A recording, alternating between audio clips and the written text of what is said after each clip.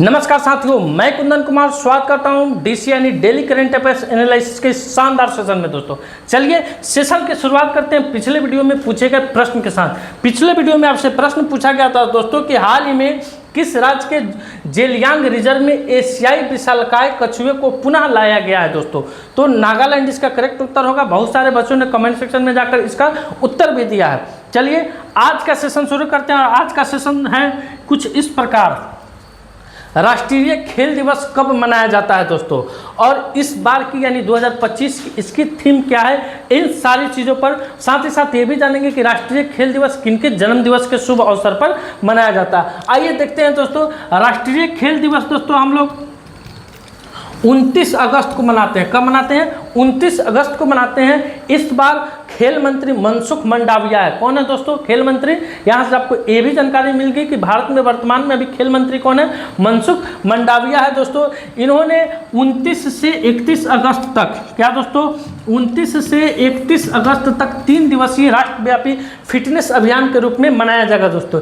यह आयोजन हॉकी के दिग्गज, ध्यान दीजिएगा, हॉकी के दिग्गज मेजर ध्यानचंद को समर्पित है, जिसकी जयंती 29 अगस्त को मनाई जाती है। यानी आपसे ये भी जानकारी मिल जाएगी कि जो हम लोग राष्ट्रीय खेल दिवस मनाते हैं वो किनकी जयंती के उपलक्ष्य में मनाते हैं। तो मेजर ध्यानचंद हॉकी के जादूगर थे दोस्तों। उन्हीं के कप्तानी की रीजन में भारत ने हॉकी में पहला स्वर्ण पदक जीता था ओलंपिक में दोस्तों। अब बात करते हैं थीम। तो 2025 की थीम क्या है दोस्तों? 1 घंटा खेल के मैदान में। बड़ी ही अच्छा थीम है दोस्तों कि 2025 की थीम क्या है, तो प्रत्येक आदमी को कम से कम वर्कआउट के लिए 1 घंटा मैदान में रहना चाहिए। गतिविधियां हर गली हर मैदान खेले सारे हिंदुस्तान नारे के साथ इसको मनाया जा रहा है। अब आते हैं अगले क्वेश्चन की तरफ। अगला क्वेश्चन आपकी स्क्रीन पे आ रहा है। 12वीं पुरुष एशिया कप हॉकी चैंपियनशिप 2025 का आयोजन बिहार के किस शहर में किया जा रहा है? तो दोस्तों 29 अगस्त से इसका शुभारंभ हुआ था दोस्तों। पहले भी पढ़ाया गया था, पुनः आज शुरू हुआ है। तो आपको बता दिया जा रहा है दोस्तों, बिहार के राजगीर में। चूँकि खेल विश्वविद्यालय कहाँ बना है? बिहार के राजगीर में बना है दोस्तों, इसलिए इसका आयोजन बिहार के राजगीर में किया जा रहा है दोस्तों। अब आते हैं अगले क्वेश्चन की तरफ। अगला क्वेश्चन आपके स्क्रीन पे आ रहा है कि हाल ही में कौन सिंकफील्ड कप में उप विजेता रहे हैं? तो दोस्तों भारतीय ग्रैंड मास्टर है आर प्रज्ञानंदा। कौन है? आर प्रज्ञानंद है दोस्तों। ये दोस्तों अभी हाल फिलहाल के सिंकफील्ड कप में क्या रहे हैं? उप विजेता रहे हैं। अब आते हैं अगले क्वेश्चन की तरफ। अगला क्वेश्चन आपकी स्क्रीन पे आ रहा है कि हाल ही में राष्ट्रपति द्रौपदी मुर्मू ने किसे सर्वोच्च न्यायालय के न्यायाधीश नियुक्त किया है? तो दोस्तों बिहार के जो सर्वोच्च न्यायालय, बिहार के उच्च न्यायालय के मुख्य न्यायाधीश थे उनको, यानी भारत के राष्ट्रपति ने बॉम्बे उच्च न्यायालय के मुख्य न्यायाधीश आलोक आराधे और पटना उच्च न्यायालय के मुख्य न्यायाधीश विपुल पंचोली को सर्वोच्च न्यायालय के न्यायाधीश नियुक्त किया है। तो इस क्वेश्चन का उत्तर हो जाएगा ऑप्शन नंबर 3, यानी उपयुक्त दोनों आलोक आराधे और विपुल पंचोली दोस्तों। अब आते हैं अगले क्वेश्चन की तरफ। अगला क्वेश्चन आपके स्क्रीन पे आ रहा है कि आयुर्वेद दिवस अब प्रतिवर्ष कब मनाया जाएगा? आयुर्वेद दिवस अब प्रतिवर्ष कब मनाया जाएगा? तो आयुर्वेद के जनक कौन थे दोस्तों? धन्वंतरी। कौन थे? धन्वंतरी थे आयुर्वेद के जनक दोस्तों। तो भारत सरकार ने 2025 से आयुर्वेद दिवस के लिए 23 सितंबर को वार्षिक तिथि घोषित की है। कब की है दोस्तों? 23 सितंबर को वार्षिक तिथि घोषित की है। यानी भारत सरकार अब हर एक साल 23 सितंबर को आयुर्वेद दिवस के रूप में मनाएगी दोस्तों। 2025 का विषय क्या है, थीम क्या है? बड़ा ही वीवीआई क्वेश्चन है दोस्तों, क्योंकि पहली बार 2025 में इसको मनाया जा रहा है और थीम के साथ भी मनाया जा रहा है दोस्तों।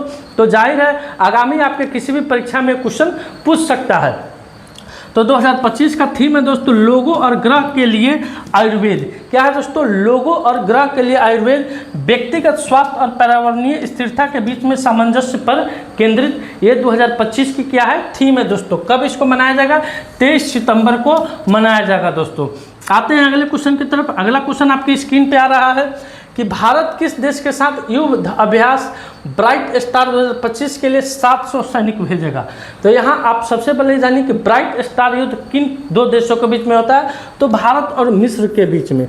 भारत और मिस्र के बीच में, भारत और मिस्र के बीच में दोस्तों ब्राइट स्टार युद्ध होता है दोस्तों।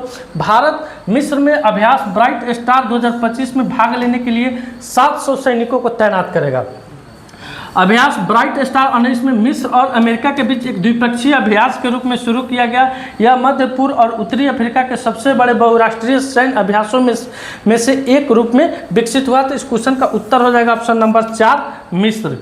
आइए अगले क्वेश्चन की तरफ बढ़ते हैं। अगला क्वेश्चन आपके स्क्रीन पे आ रहा है कि विश्व झील दिवस कब घोषित किया गया है।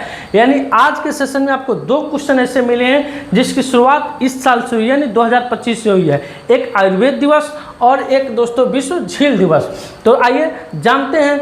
संयुक्त राष्ट्र ने 2024 के संकल्प RS 79/142 के माध्यम से 27 अगस्त को विश्व झील दिवस के रूप में घोषित किया है। दोस्तों संयुक्त राष्ट्र पर्यावरण कार्यक्रम UNEP द्वारा जागरूकता बढ़ाने और सतत झील के प्रबंधन को बढ़ावा देने के लिए प्रतिवर्ष इसको मनाया जाएगा। 2025 में विश्व झील दिवस पहली बार मनाया जा रहा है। दोस्तों झील महत्वपूर्ण पारिस्थितिक तंत्र है जो जीवन का समर्थन करती है और जलवायु को नियंत्रित करती है और आर्थिक एवं मनोरंजन गतिविधियों में क्या करती है, योगदान देती है। दोस्तों तो ये कब मनाया जाएगा दोस्तों, तो 27 अगस्त को मनाया जाएगा पहली बार। ये भी क्वेश्चन आपके लिए VVI हो सकता है। दोस्तों आइए अगले क्वेश्चन की तरफ बढ़ते हैं। अगला क्वेश्चन आपके स्क्रीन पे आ रहा है कि हाल ही में PNB ने कहाँ पहली स्टार्टअप केंद्रित शाखा खोली है। तो दोस्तों पंजाब नेशनल बैंक यानी PN बैंक ने भारत में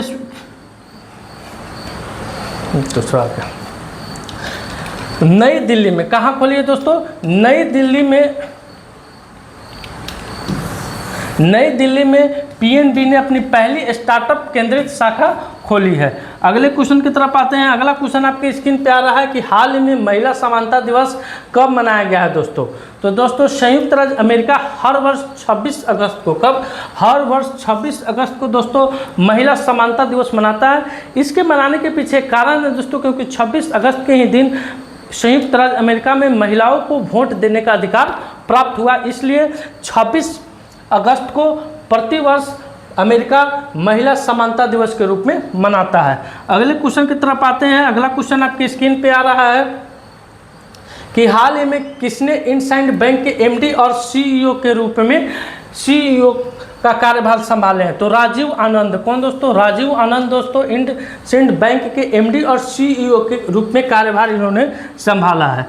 अब आते हैं कुछ और आपको दिखाते हैं दोस्तों। यहाँ पे अजय सिंह को बॉक्सिंग फेडरेशन ऑफ इंडिया का अध्यक्ष चुना गया है। सतीश गोलचा को दिल्ली का पुलिस कमिश्नर नियुक्त किया गया है। Srinivasan K Swamy advertising agency association of India के अध्यक्ष चुने गए हैं। राजीव प्रताप रूडी को कॉन्स्टिट्यूशन क्लब ऑफ इंडिया का सचिव चुने गए हैं। SMFG इंडिया क्रेडिट का नया CEO रवि नारायण बने हैं। जस्टिस नागेश्वर राव को बिहार क्रिकेट एसोसिएशन का लोकपाल नियुक्त किया गया और गौरव बनर्जी को राष्ट्रीय मीडिया और मनोरंजन परिषद का अध्यक्ष नियुक्त किया गया। ये अभी तक की कुछ महत्वपूर्ण नियुक्तियां हैं दोस्तों। अब आते हैं अगले क्वेश्चन की तरफ। अगला क्वेश्चन आपके स्क्रीन पे आ रहा है कि हाल ही में कौन भारत का दूसरा सबसे बड़ा टाइगर रिजर्व बना है। तो दोस्तों सुंदरबन टाइगर रिजर्व अब भारत का दूसरा सबसे बड़ा टाइगर रिजर्व बन गया है, जिसके राष्ट्रीय वन्यजीव बोर्ड NBW द्वारा विस्तार को मंजूरी मिलने के बाद इसका कुल क्षेत्रफल कितना हो गया है, 3629.57 वर्ग किलोमीटर हो गया है। तो ऑप्शन नंबर 2 इसका क्या हो जाएगा, करेक्ट उत्तर हो जाएगा। आइए अगले पेज पर देखते हैं इसके बारे में कुछ संक्षिप्त जानकारी। दोस्तों सुंदरबन विश्व का सबसे बड़ा मैंग्रोव वन है। आप सभी जानते हैं सुंदरबन विश्व का सबसे बड़ा मैंग्रोव वन है। यह गंगा, ब्रह्मपुत्र और मेघना नदियों के डेल्टा में स्थित है। दोस्तों सुंदरबन भारत और बांग्लादेश दोनों देशों में फैला हुआ है। इसका नाम सुंदर पेड़ से पड़ा है। यह रॉयल बंगाल टाइगर का प्रमुख प्राकृतिक आवास है। दोस्तों इसके साथ यहाँ 64 से अधिक प्रकार के मैंग्रोव पेड़ और समृद्ध जैव विविधता मिलती है। सुंदरबन यूनेस्को विश्व धरोहर स्थल 1987 में इसको शामिल किया गया था। यह तटीय क्षेत्रों को समुद्री तूफानों और चक्रवातों से बचाने वाली प्राकृतिक क्या है, ढाल है। दोस्तों अब आते हैं अगले क्वेश्चन की तरफ। अगला क्वेश्चन आपके स्क्रीन पे आ रहा है कि हाल ही में भारतीय नौसेना ने INS उदयगिरी और INS हिमगिरी को कहाँ कमीशन किया है। एक होता है कमीशन, एक होता है डीकमीशन। डीकमीशन में जहाज़ को नष्ट कर दिया जाता है यानी ख़त्म कर दिया जाता है, और कमीशन में जहाज़ को लॉन्च किया जाता है। दोस्तों तो दोस्तों यहाँ देखेंगे 26 अगस्त क्या 26 अगस्त 2025 को रक्षा मंत्री भारत के राजनाथ सिंह की उपस्थिति में विशाखापट्टनम में प्रोजेक्ट 17A की 2 स्टेल्थ फ्रिगेट्स उदयगिरी और हिमगिरी कमीशन की गई है। यह मचगांव डॉक और गार्डन रिच शिप बिल्डर्स द्वारा निर्मित है दोस्तों। इसमें 75% सामान क्या है, स्वदेशी है दोस्तों। तो इस क्वेश्चन का उत्तर क्या हो जाएगा, ऑप्शन नंबर 3 हो जाएगा, विशाखापट्टनम हो जाएगा। आते हैं अगले क्वेश्चन की तरफ। अगला क्वेश्चन आपके स्क्रीन पे आ रहा है कि हाल ही में किस देश ने विश्व का पहला AI संचालित बैंक रीट बैंक लॉन्च किया है। तो दोस्तों जानते हैं राइट बैंक दुनिया का पहला AI संचालित बैंक है जिसका नेतृत्व YTL ग्रुप और सी लिमिटेड द्वारा साझेदारी में किया जाता है। समावेशी नवाचार के लिए प्रतिबद्ध राइट बैंक तकनीकी को सांस्कृतिक बुद्धिमत्ता के साथ जोड़ता है जिससे हर मलेशियाई के लिए बैंकिंग सरल, स्मार्ट और अधिक सुरक्षित हो जाती है। इस क्वेश्चन का उत्तर क्या हो जाएगा, आपको मलेशिया हो जाएगा, ऑप्शन नंबर 2 इसका करेक्ट उत्तर हो जाएगा। अगले क्वेश्चन की तरफ आते हैं। अगला क्वेश्चन है कि हाल ही में कहाँ देश का सबसे बड़ा केंद्रीय पुस्तकालय स्थापित किया जाएगा। तो देश का सबसे बड़ा केंद्रीय पुस्तकालय दोस्तों आंध्र प्रदेश में, कहाँ, आंध्र प्रदेश में स्थापित किया जाएगा। अगले क्वेश्चन पर आते हैं। मास्टर कार्ड ने पर्यटन को बढ़ावा देने के लिए आंध्र प्रदेश सरकार के साथ क्या किया है, समझौता किया है। DRDO ने UAV launch principal guidance missile V3 का सफल परीक्षण आंध्र प्रदेश के कुर्नूल में किया है। भारत का पहला AI+ कैंपस अमरावती में स्थापित हुआ है। आंध्र प्रदेश सरकार ने विद्या शक्ति पहल शुरू की है। आंध्र प्रदेश में शिक्षा को बढ़ावा देने के लिए थलकी वंदनम योजना शुरू की गई है। प्रधानमंत्री मोदी ने साइप्रस की प्रथम महिला को आंध्र प्रदेश में निर्मित चांदी का क्लच पर्स उपहार दिया। आंध्र प्रदेश सरकार द्वारा महिलाओं को फैक्ट्रियों में रात्रिपाली में काम करने की विधेयक को मंजूरी दे दी गई है। अब आते हैं अगले क्वेश्चन की तरफ। हाल ही में NDB ने किसे अपना उपाध्यक्ष नियुक्त किया है दोस्तों। तो दोस्तों राजीव रंजन को, किसे, राजीव रंजन को यानी न्यू डेवलपमेंट बैंक ने अपना उपाध्यक्ष नियुक्त किया है। ऑप्शन नंबर 3 इसका क्या हो जाएगा, करेक्ट उत्तर हो जाएगा। अगले क्वेश्चन पर आते हैं। S राधा चौहान को क्षमता निर्माण आयोग का पूर्णकालिक अध्यक्ष नियुक्त किया गया है। किसे दोस्तों, S राधा चौहान को। PB Balaji Jaguar land rover के नए CEO बने हैं। इंडसइंड बैंक के MD और CEO राजीव आनंद नियुक्त किए हुए हैं। भारतीय सेना का नया उप प्रमुख पुष्पेंद्र सिंह को नियुक्त किया गया है। डॉक्टर मयंक शर्मा ने वित्तीय सलाहकार रक्षा सेवा का पदभार ग्रहण किए हैं। संजय वात्स्यायन ने नौसेना उप प्रमुख का पदभार ग्रहण किया है। विक्रम साराभाई अंतरिक्ष केंद्र के नए प्रमुख के रूप में A राजराजन को नियुक्त किया गया है। खालिद जमील को सीनियर फुटबॉल टीम का मुख्य कोच नियुक्त किया गया है। अगला है, हाल ही में आई ADR की रिपोर्ट के अनुसार देश में सबसे अधिक अपराधी मामले किस मुख्यमंत्री पर है। तो दोस्तों अभी एसोसिएशन फॉर डेमोक्रेटिक रिफॉर्मेंस यानी ADR ने एक नए विश्लेषण से पता चला है कि देश में सबसे आपराधिक मामला रेवंत रेड्डी पर है। किन पर है, रेवंत रेड्डी पर है दोस्तों। अगले क्वेश्चन की तरफ आते हैं। अगला क्वेश्चन आपके स्क्रीन पे आ रहा है कि हाल ही में CISF ने कहाँ पहली महिला कमांडो इकाई शुरू की है। तो दोस्तों CISF ने मध्य प्रदेश में पहली महिला कमांडो इकाई को शुरू किया है दोस्तों। अगले क्वेश्चन पर आते हैं। अगला क्वेश्चन आपके स्क्रीन पे है कि हाल ही में किसकी नई पुस्तक in praise of coalition politics का विमोचन किया गया है। और ये इस पुस्तक के लेखक जो भी है दोस्तों उनको काफ़ी करीब से हमको कल देखने को मौका मिला, यानी मनोज कुमार झा। कौन है दोस्तों, मनोज कुमार झा राजद से राज्यसभा के सांसद हैं, प्रखर वक्ता भी हैं दोस्तों मनोज कुमार झा। उनकी यह पुस्तक है, नई पुस्तक है in praise of coalition politics.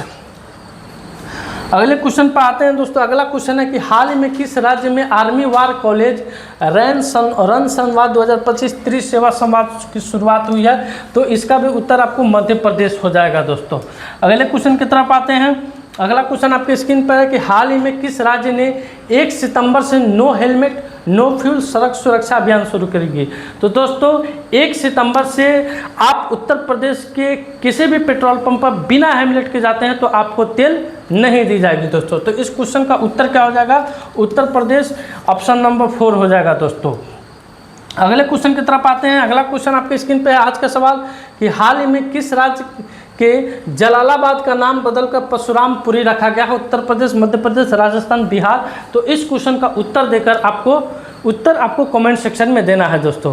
Answer भी आना शुरू हो गया है सामने बैठे हमारे सबसे प्रिय दोस्त के द्वारा। कल कमेंट सेक्शन में जाकर दे दीजिएगा, आपका नाम मेंशन कर दिया जाएगा। दोस्तों आज का सेशन मेरा यहीं समाप्त होता है। वीडियो अच्छा लगे वीडियो को लाइक कीजिए, शेयर कीजिए, चैनल पर नए हैं तो चैनल को सब्सक्राइब कीजिए। मिलते हैं आपसे अगले वीडियो में, तब तक के लिए धन्यवाद। अपना ख्याल रखिएगा। वंदे मातरम।